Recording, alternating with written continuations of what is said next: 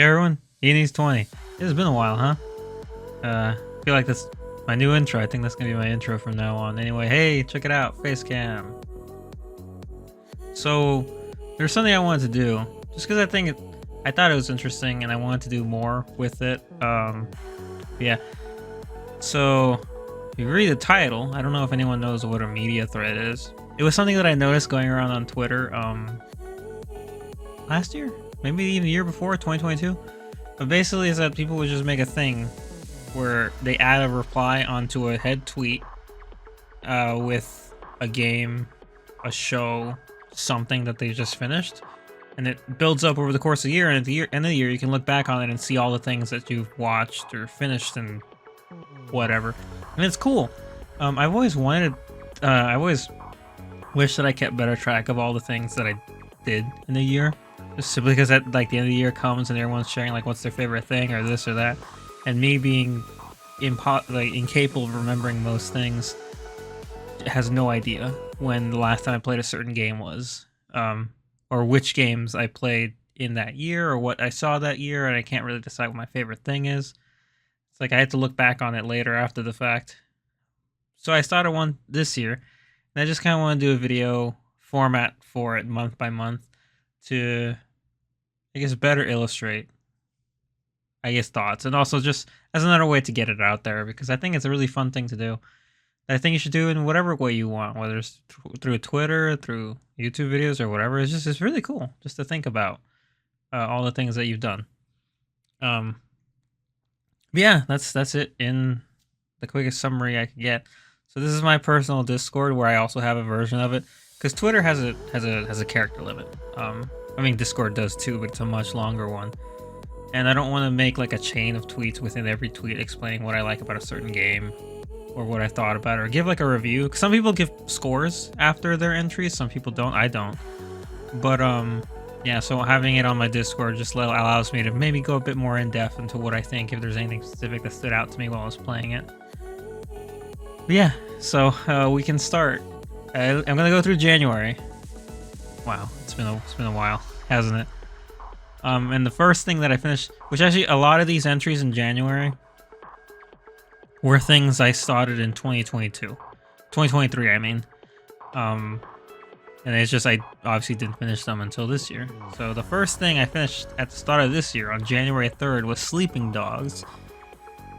Yeah, I got it for, did I get it for Christmas? No, I've got off the winter sale on Steam. That was it. Oh, it says right there.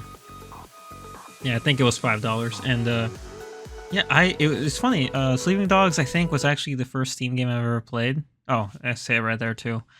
I don't want to reiterate everything, but that's fine. Along with, I think, Dead Space was another one that I played. Those were games that I played on Steam way back when I didn't even have a Steam, and I really liked both of them.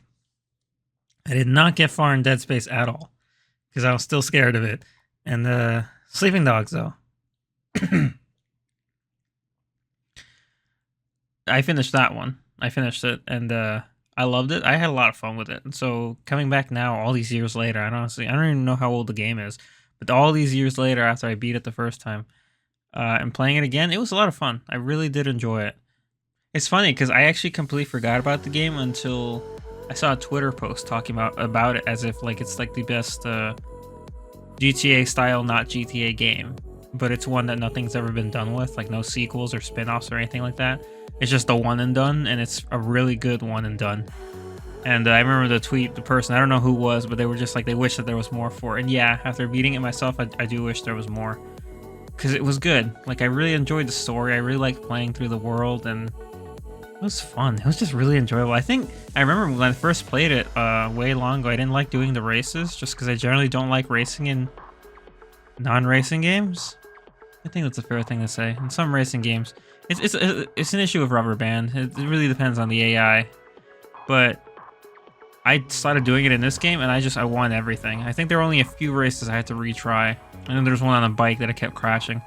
But I was like, it was actually quite fun. And when I finished all the races and I got everything, I'm like, wait, that's it? Aw, because I actually had a lot of fun with that. I wasn't expecting it. It's not something I usually like. But no, it's a really fun game, and also because this was the definitive, I got to do the DLC for the first time ever, which the DLC, you know, They're very small, silly campaigns. I think honestly the best one of them was the homage to old karate flicks. I forgot what that one was called. I actually thought that was a fun DLC to play. Out of all three of them, it was the one I enjoyed the most. It was good though, and I completed the game on Steam on January 13th. I think I try to update when I complete games on Steam. I didn't write which one it was, but it honestly doesn't matter. Because I think I've been bouncing around like 34, 35, 36 completed games all year. Because some of the games that I complete get updates with more DLC or just more trophies, and they no longer count as achievements complete. That's fine. Sleeping Dogs is good. I definitely recommend it, especially because it's cheap. Like, it was $5 on sale. I think even off sale, it's really cheap. And it's good for a good chunk of time. This is like an open world game, so I'll always recommend it to people. Next up on the list, we've got Genshin Impact. Yeah, my idea with the Genshin Impact was to update as I go through the Archon quests, which are the main story quests for the game, as far as I'm aware.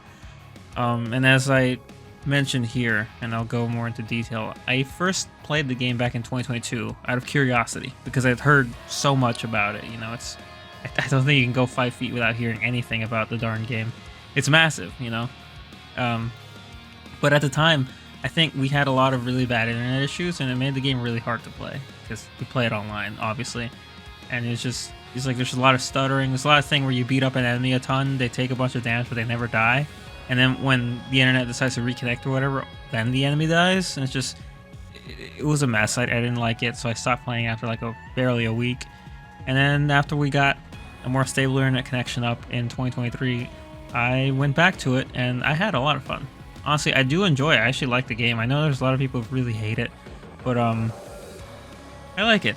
I can get certain things, because like the farther I got in the game, which is a reason why I stopped, it did kind of grind on me, which I guess is the point. The games are supposed to be a grind. It's supposed to kind of convince you, or kind of like nudge you in the direction maybe you should pay for something to make this a little easier.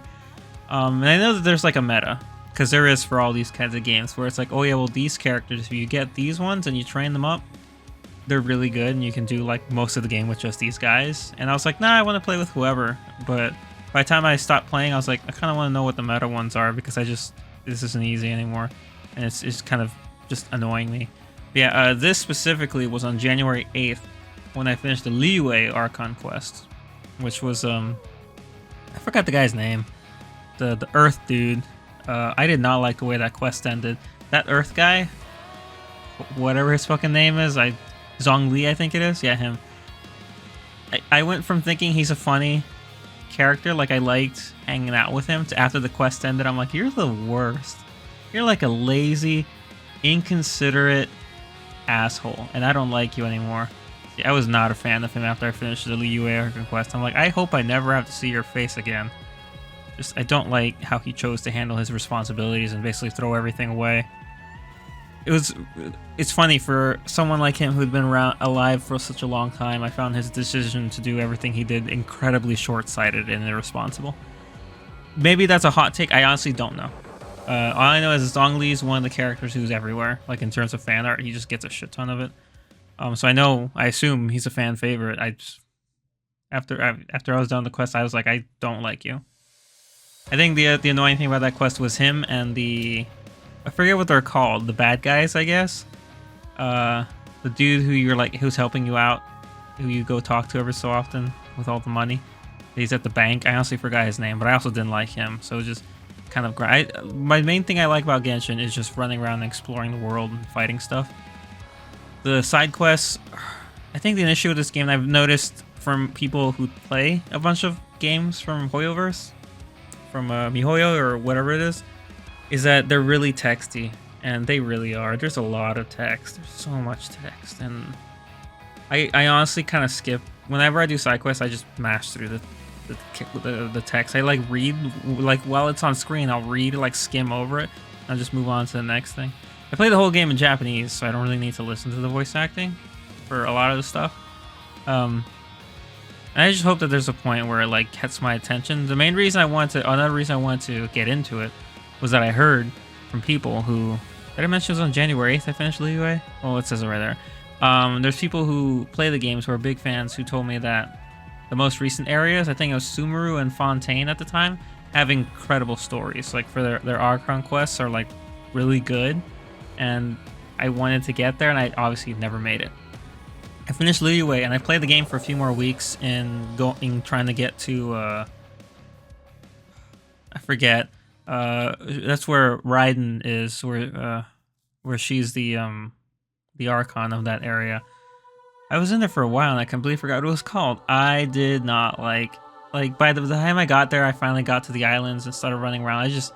I wasn't really feeling the game anymore. And I think one reason is the random enemies all over the overworld just take forever to kill, and I don't have that patience. And of course, it's like, wait, what do you mean they take forever? Are you like under leveled? No, all my main 4 that I use all the time are at the level cap. And it's like, if I want to upgrade them all, I need to get the materials to increase their level cap. I need to get the materials to increase their weapon cap. I need to complete the one quest to increase the world level so the enemies get stronger, but I don't want to do that because they're already a pain in the ass to fight. I remember there was one point earlier in the game where I did do that. I boosted the world level just without thinking. I did the quest because it's there. And then all of a sudden everything just became a real hassle again, since now everything had bounced up 10 levels, and I was just like, okay, this isn't fun. Especially because like those unique enemies, like the elemental cores that are around the world, those are based on the world level, and they're usually at the highest. So I had fought one a few times to get some materials, and then I increased the world level and I went back to fight it, and it took forever to kill it. And I'm just like, I wish I didn't increase the world level, because this is not fun anymore. So yeah, that was it. I would like to get back into it because I do want to catch up. I do want to get to Sumeru and Fontaine, but man, it's hard. I guess I would need to maybe stream a bit so people see where I am, and people can look at what I've done and be like, you're an idiot, you should have done this instead. Which full disclosure, I accept that I probably made a lot of mistakes in what characters I chose, what weapons I upgraded, this and that, and whatever. It's fine. It's like, because it's a thing, there's a difference between playing completely blind and being useless and then knowing everything in meta, and I kind of just want a nice middle ground where I can get through everything relatively well. I don't know if something like that exists, but that would be my go-to. I don't want to curb stomp everything, but I don't want everything to be a struggle, which I guess is the ultimate challenge with any video game. But yeah, I enjoyed Genshin Impact. I'm trying to install it again, update it, not install it. Since I haven't touched it in a while, just to get back in and run around and see what I'm doing, just have some fun, see what's up. I don't know if I'll ever Inazuma. I don't know if I'll complete Inazuma, but maybe I can make it get a little farther because I was just at the beginning of it. Good game. I like it. I get why it's so popular. It's super easy to understand.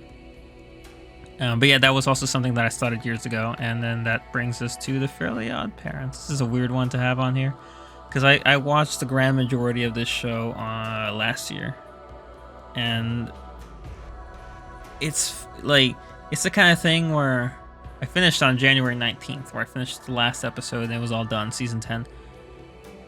Man, this is weird. This is one of those shows where I was really enjoying watching it. Like for the first 5 or 6 seasons, I think it was, something like that. And then holy crap, after that it was like I could watch 4 or 5 episodes at a time when I sit down, and I'm laughing, I'm having a good time. And by I think it was season 6, 7, somewhere in there, I started slowing down. And then by 9 and 10 it was I watched one episode, I don't want to watch anymore. It wasn't entertaining anymore. It was a real grind. I think honestly the last episode I played it, I had half and half my screen. I had the episode playing here and I was doing something over here, like playing Vampire Survivors or something. I just was barely paying attention because I didn't care. But yeah, it's just sad. It's just sad to see a show kind of devolve so much and so noticeably in terms of its quality, how funny and how entertaining it is. I think the crazy thing about Fairly Oddparents really is just how it scrapped all its side characters. Because the intro, you see that Vicky comes in and then you do the head gag where they change her head to whatever. So she's in every single intro. She's a pretty big part of the story for an obvious reason. She's in one episode of the final season. It's insane. Chester and AJ are thrown in the trash. Just all the supporting characters are gone. They get maybe a cameo in the final season where they're just in the background. They don't even have voice dialogue. think like the last time Chester appears in the show, he has another voice actor because they just needed someone to fill in his like one line.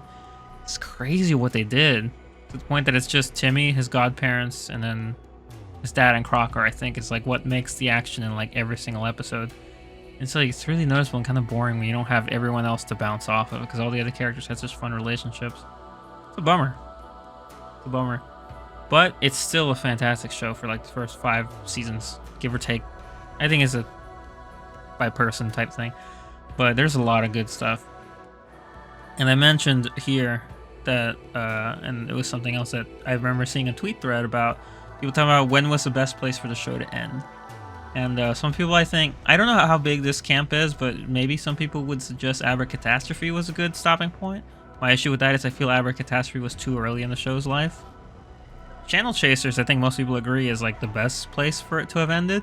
And I think the ending of Channel Chasers does feel like a good ending overall for the entire series. And then after that, I think a few seasons later was Wishology, the big trilogy.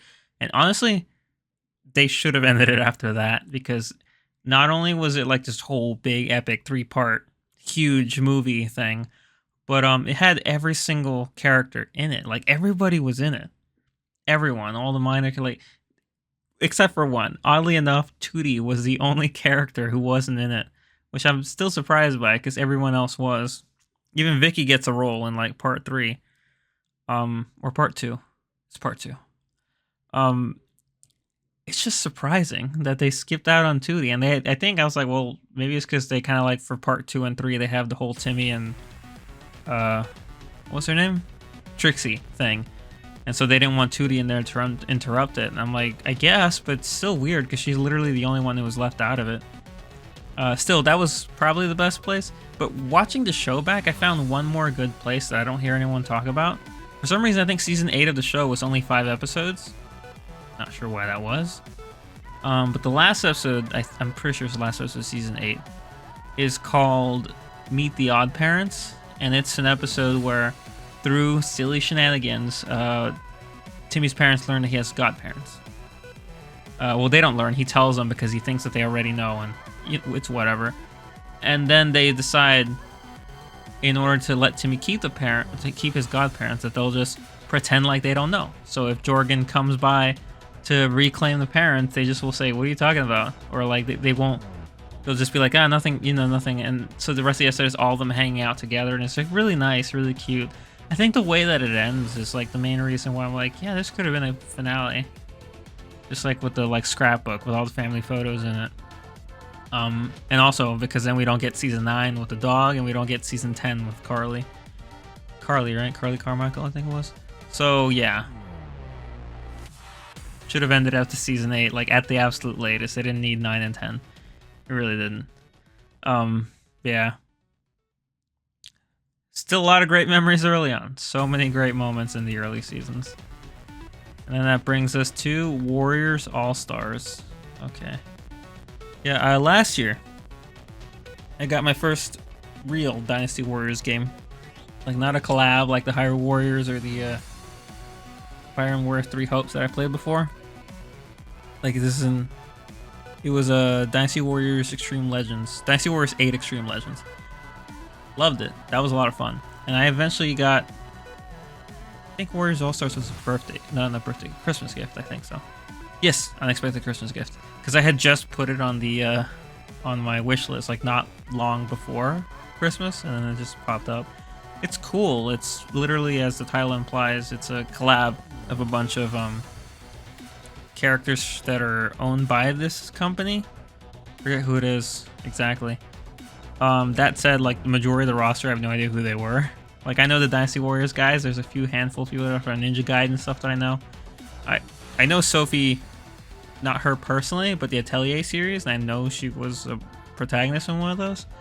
But I enjoyed it. It was just fun to play as and meet all these new characters that I've never been familiar with, and like get to know and kind of like be like, "Ooh, I'm interested in you," and "I'm interested in you," kind of thing. It was on January 22nd. I forget the dates, that I got the true ending. I finished the game for the first and got the true ending. Then on February 7th, I completed it. which it took a little bit. It took a bit of doing. It was a little bit grindy at the end, but I enjoyed it because I had to get all the endings. It's the story is like not really much anything to write home about because it's just it's just one of those excuse plots to get all these characters from different worlds together to hang out together. Yeah, it was just fun to play, and I like meeting new characters, and man, getting all those endings, that took so much work though. Oh man, I had to use a guide to help me find the best way to do it, and even then, I forget how many save files I have in this game because I had to keep duplicating saves for different endings. It was fun. It was charming. I think my favorite, I came out of it with my favorite character being, I forgot, Arnis from Knights of Azure. I thought she was really cool. She was really fun to play. So yeah, that was a fun game. I enjoyed it. Not much else I can say about it. I mean, it's a Warriors game. You know what it is. It's 1 versus 100, and you go take a bunch of guys out and you win. It's a fun time. I'm actually glad I was able to 100% it because I looked at Extreme Legends Dynasty Warriors 8. I looked at the achievement list after I finished it, and then I read up on how some of those are required, what they require you to do, and I was like, this ain't happening. I'm not doing it. It's too much time, and I'm just no, no, not doing it. Yeah, say here that was my 34th, but we all know that's about to change. And the last thing that I did in January, so I think that means all these things were stuff I did last year. Unless I started Warriors also in January, but I don't think I did. So anyway, the last thing I did in January was I finished watching the first season of Bang Dream, and I did it on January 27th. So Bang Dream it's interesting. So why did I watch Bang Dream? As you can tell by the stuff behind me, you see it, the tapestries and the posters that have more. I love Hololive. I'm a big Hololive fan. We have this weirdness. Suisse over here, Toa over here. That's a little poster of Suisse and Callie, and there's a Callie right behind me. And then there's more over there, and a lot more up there. And it's like, what does it have to do with anything? So, during one of Suisse's, I think it was a birthday or an anniversary. I think actually she has them on the same date. But it's during one of her concerts that she has on YouTube. You can watch it free. She had a collab. She brought on Lair, the lead singer and bassist of Reza Suilin, one of the bands from Bang Dream, to perform with her song Michizure.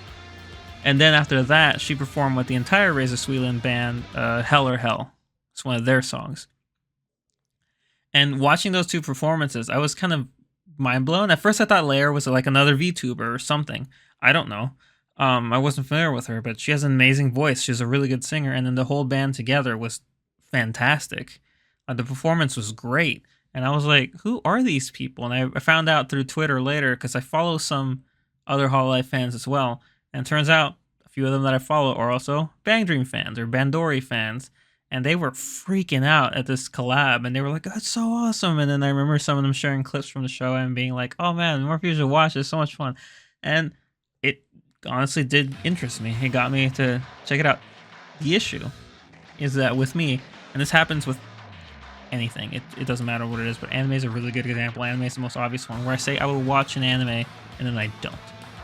And I just don't. So I said whenever her concert was, I'm going to watch Bang Dream. And it was months and months and months later when I finally started watching Bang Dream. And it's unlike most, I don't think I've ever seen a music-based anime ever. Like this, and so slice of lifey. I don't think I've ever watched anything like that before. So I watched it very slowly. I started watching it sometime late in 2023, and it wasn't until January 27th that I saw the last episode of the first season.